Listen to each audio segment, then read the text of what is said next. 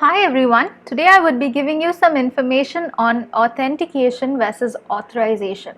So most of us, we would have come across this term authentication and authorization, and they tend to be a little confusing, and sometimes we tend to mix match them for their real meaning. So let us get into detail. So starting off, authentication is the process of verifying who a user is. So when you compare this with authorization, authorization is the process of verifying what they have access to. So these are the two processes, authentication and authorization. So can you guess which process would come first? Yes, you would have guessed it right. The first process that comes is the authentication and the second process is authorization. So let me give you a very real life example. So we all would have done online bookings or for a restaurant or can be for any other event. So when you do an online, let's take the example of doing an online booking and you want to reserve a table for a restaurant. So when you do an online booking, once you have done the booking, you would have to go to the receptionist of the hotel and then you would have to show them your booking details. And through this process, authentication is done. That is, the receptionist authenticates you to see if you're the right person who has performed the booking. And once you have been authenticated and the person verifies that you are the person who have done the booking, the second process is authorization. So what the receptionist does is, the receptionist takes you to the table that you have reserved or the table that they have reserved for you.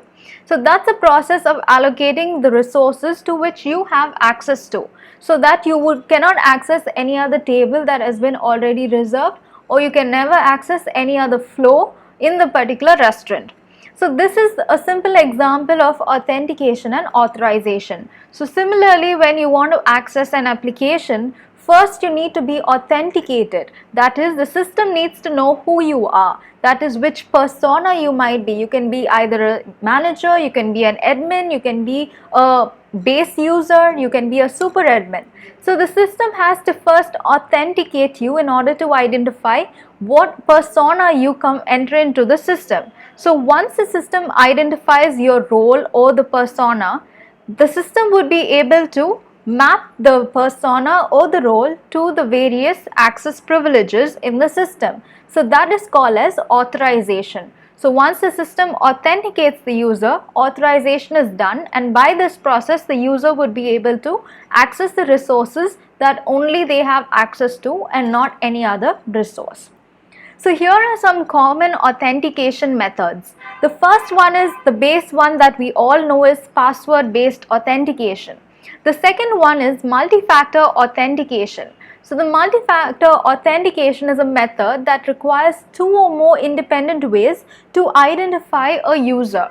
So you would have come across codes generated from smartphones, you would be getting capture tests, you will be having fingerprints, voice biometrics or facial recognitions. So once you have performed that second level of security check, then you would be permitted in order to enter the application. So these various security levels come under multi-factor authentication. The third one is certificate based authentication.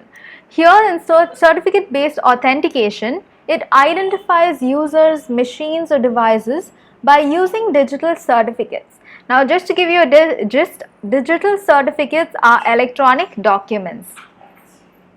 The fourth method is biometric authentication. So apart from having passwords, the biometric tends to be a very proven and very effective way of authentication.